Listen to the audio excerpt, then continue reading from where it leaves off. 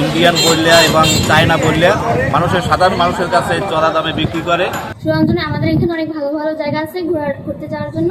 ঈদ তো আনন্দের দিন, ঈদে কোনো নাই। ইন্ডিয়ান বললে এবং চায়না বললে সাধারণ মানুষের কাছে চড়া দামে বিক্রি করে, এটা সত্যি। এবং দেখা যাচ্ছে বাজারে আসলে দ্রব্যমূল্য এবং যে ঈদের নিত্য প্রয়োজনীয় যে জিনিসপত্র জামা কাপড়গুলো এগুলো আসলে মোটামুটি মানুষের নাগালের ভিতরেই আছে।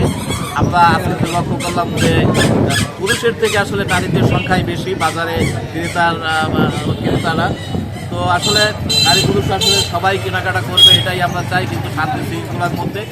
অনেক নিউ কালেকশন বের হয়েছে, আমরা পাকিস্তানি ড্রেস কিনেছি। আর এবার আমরা আমার ফ্যামিলির সাথে সবার সাথে একসাথে মজা করবো অনেক। আর ঘুরতে যাওয়ার ইচ্ছা আছে সুরঞ্জনে আমাদের এখানে অনেক ভালো ভালো জায়গা আছে ঘুরতে যাওয়ার জন্য। তার জন্য আমরা সিলেক্ট করছি সুরঞ্জনা যাব। ঈদ তো আনন্দের দিন, ঈদে কোনো নাই। আমরা ঈদে যাচ্ছি সুরঞ্জনা যেতে, আমরা ফ্যামিলি সহ সবাই যাব। এবার তো পাকিস্তানি ড্রেস ভাইরাল, পাকিস্তানি ড্রেসই কিনছি। আর যা যা লাগে কেমন ছিল?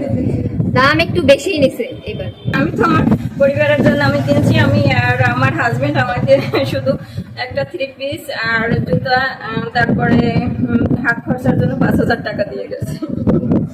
আমি অতটা ঘুরতে পারিনি, ওর বাবাই আমার সন্তানদের জন্য সবকিছু কিনে কেটে রেডি করে দিয়ে গেছেন, আর আমি অতটা বের হইতে পারিনি। মানুষ মাল নেয় এবং অনেকে বললেই এরা যে হিন্দুস্তান মে দোষ নেই, পাকিস্তান মে দোষ। কারণ আপনার জাতীয়রা খোঁজান জাতীয় দেবে, কারণ এখন ইন্ডিয়ান মানুষের মধ্যে গিন্নে জমে গেছে। আর ইন্ডিয়ান মালেরও দাম একটু রেঞ্জ বেশি, সবাই একটু আনকমন মাল চায়। সেক্ষেত্রে ম্যাক্সিমাম লোক মেয়েরাই চাইতেছে পাকিস্তানি।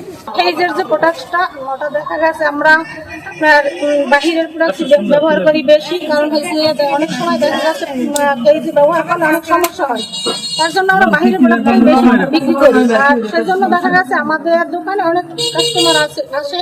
বাহিরের প্রোডাক্ট যদি বলে তাহলে কাস্টমার বিশ্বাস বেশি করে, সেই কারণে রেট বাড়াইতে রাখার জন্য দোকান। আপনি দেশি প্রোডাক্ট বলেই বিক্রি করতে? আমি বেশি দেশি, আর আমার নিজের তৈরি প্রোডাক্ট।